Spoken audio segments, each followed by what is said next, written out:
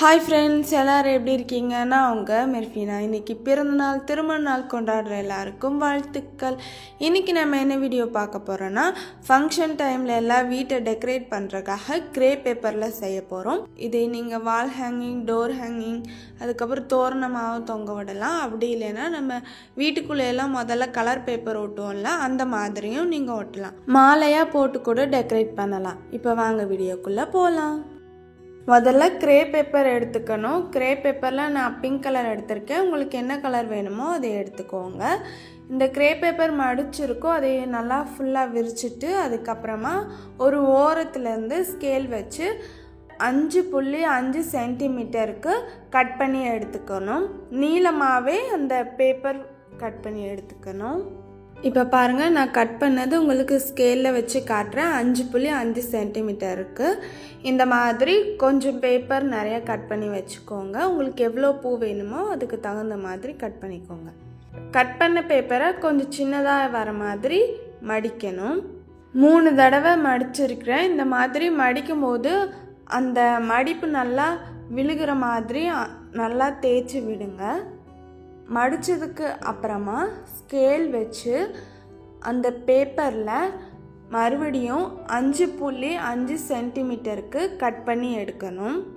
இப்போ 5.5 சென்டிமீட்டர் இந்த இடத்துல வருது. இங்கே நான் ஒரு பென்சில் வச்சு அங்கே கோடு போட்டுக்கிறேன்.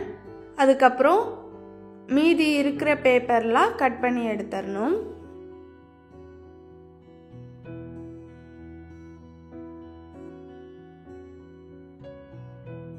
இப்போ மடிச்சிருக்கிற இன்னொரு பக்கத்தில் ஒவ்வொரு பேப்பரும் தனித்தனியாக வர மாதிரி கட் பண்ணிக்கணும்.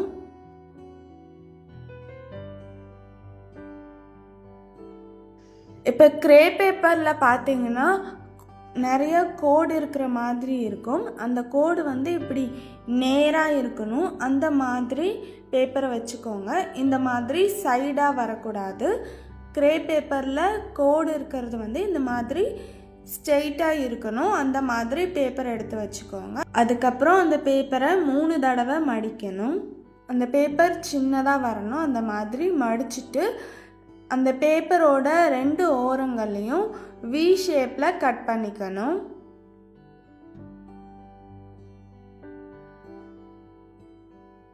அதுக்கப்புறம் மடித்ததெல்லாம் பிரிக்கணும். பிரிச்சிங்கன்னா இந்த 2 பக்கமும் இதே மாதிரி தான் ஜிக்ஸாக்காக இருக்கணும். இதே மாதிரி மீதி இருக்கிற எல்லா பேப்பரையும் ரெடி பண்ணி வச்சுக்கணும். வி ஷேப் மாதிரி இல்லை யூ ஷேப் மாதிரி உங்களுக்கு எப்படி பிடிச்சிருக்கோ அந்த மாதிரி கட் பண்ணிக்கோங்க.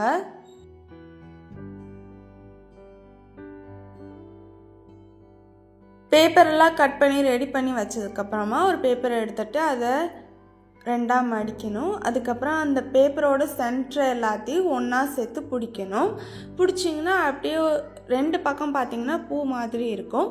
அந்த 2 பக்கத்தோட சென்டர்லேயும் விரல் வச்சு அதை இன்னும் கொஞ்சம் பெருசாக்கணும். விரிஞ்ச மாதிரி இதே மாதிரி எல்லா பேப்பர்லேயும் பூ மாதிரி செய்யணும். மறுபடியும் சொல்கிறேன், ஒரு பேப்பர் எடுத்துகிட்டு அதை 2ஆக மடிக்கணும். அதுக்கப்புறம் அதோட சென்டரெல்லாம் ஒன்றா சேர்த்து பிடிச்சிட்டு 2 பக்கம் பூ ஷேப் கிடைக்கும். அந்த பூவோட சென்டரில் கைவிட்டு அது இன்னும் கொஞ்சம் பெருசாக இருக்கிற மாதிரி விரிஞ்சு இருக்கிற மாதிரி செய்யணும்.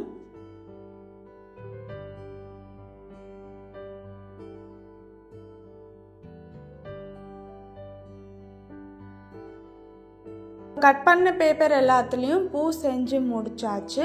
நான் இவ்வளோ பூ செஞ்சுருக்கேன். நான் ரொம்ப நிறையா செய்யலை, உங்களுக்கு செஞ்சு காட்டுறதுனால கம்மியாக தான் செஞ்சுருக்கேன். உங்களுக்கு எவ்வளோ தேவைப்படுதோ அந்த மாதிரி நிறைய செஞ்சுக்கோங்க. இப்போ இந்த பூவெல்லாம் கட்டுறதுக்காக பூ கட்டுற நூல் எடுத்திருக்கேன். அதில் க்ரீன் கலர் எடுத்திருக்கேன்.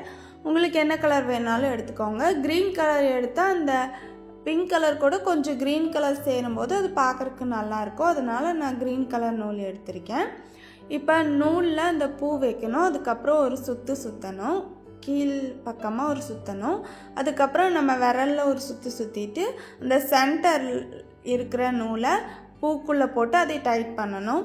நார்மலாக நம்ம பூ கட்டுவோம்ல அதே மாதிரி தான் செய்யணும். இப்போது இந்த பூ கட்டுறது பார்த்திங்கன்னா உங்களுக்கு வேணும்னா நீங்கள் நல்லா பக்கத்தில் ஒட்டி நெருக்கமாக கட்டலாம். அதுவும் நல்லாயிருக்கும். இல்லை கொஞ்சம் தூரமாகவும் கட்டலாம். இல்லை மாலை கட்டுவாங்கள்ல ரவுண்டாக சுற்றி வர மாதிரி, அப்படி கூட நீங்கள் கட்டலாம். உங்களுக்கு எப்படி பிடிச்சிருக்கோ அந்த மாதிரி கட்டிக்கோங்க. நான் இப்போ கொஞ்சம் தூரமாக வர மாதிரி கேப் விட்டு தான் கட்ட போகிறேன்.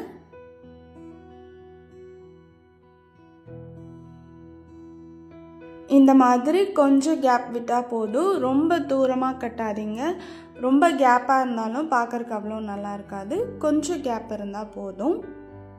நான் சிங்கிள் கலரில் பண்ணியிருக்கேன். உங்களுக்கு வேணும்னா இதே மாதிரி கிரேப் பேப்பரில் நிறையா கலர் மல்டி கலரில் கூட நீங்கள் பண்ணலாம். 2-3 கலர் வச்சு பண்ணாலும் நல்லா இருக்கும்.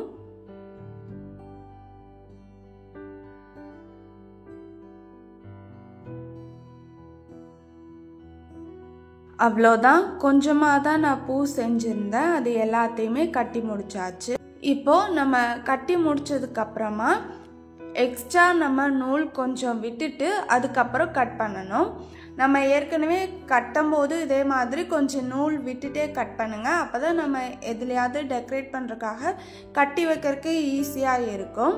பூ கட்ட ஆரம்பிக்கும் போது நான் நூல் பெருசாக விடலை, கொஞ்சமாக விட்டுருந்தேன். அது கூட இன்னொரு நூலை ஜாயின் பண்ணி பெருசாக கொஞ்சம் நூல் விட்டு கட் பண்ணிக்கிறேன்.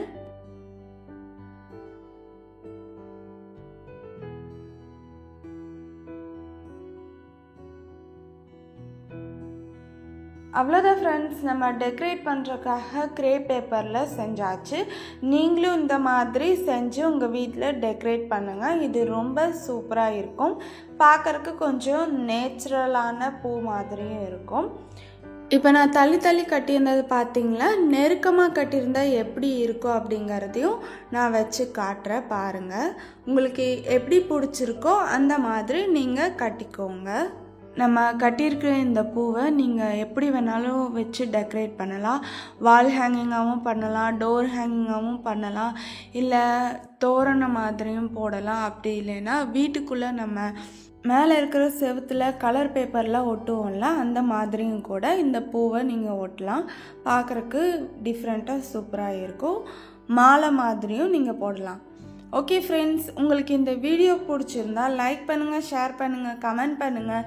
எனக்கு சப்போர்ட் பண்ணணும்னு நினச்சிங்கன்னா இது வரைக்கும் சப்ஸ்கிரைப் பண்ணாமல் வீடியோ பார்க்குறவங்க மட்டும் சப்ஸ்கிரைப் பண்ணுங்கள். பக்கத்தில் இருக்கிற பெல் ஐக்கானையும் கிளிக் பண்ணுங்கள். அப்போ தான் நான் போடுற வீடியோஸ் உங்களுக்கு நோட்டிஃபிகேஷனாக வரும். Okay friends, bye. God bless you all.